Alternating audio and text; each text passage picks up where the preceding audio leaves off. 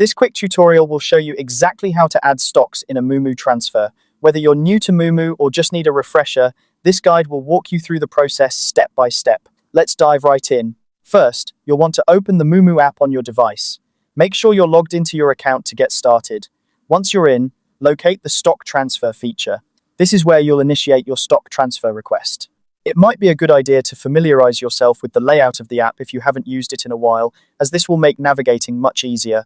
Once you've started your transfer request, you'll notice an option to add stocks. Tap on the Add button. This is the part where you'll need to have the stock symbol and the quantity of shares you wish to transfer at the ready. Enter the stock symbol carefully.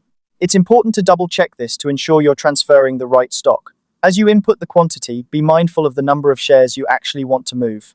Mistakes here could affect your portfolio balance, so accuracy is key. After entering the stock symbol and quantity, take a moment to confirm all the information you've just entered.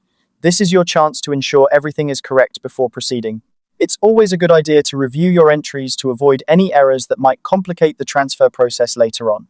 If you're planning to add more than one stock, simply repeat the process. Tap Add again for each additional stock you want to include in your transfer. Enter the stock symbol and quantity each time, and don't forget to confirm the details before moving on to the next stock. This repetitive process helps in managing multiple stocks without hassle and keeps your transfer organized. And there you have it. You've successfully learned how to add stocks in a Moomoo transfer. It's a straightforward process once you get the hang of it. Remember, being meticulous with each step ensures that your stock transfers go smoothly and without any unexpected issues. Thanks for watching, and I hope this guide has been helpful. If you found this tutorial useful, consider checking out other videos in our series to enhance your financial app skills. Happy investing!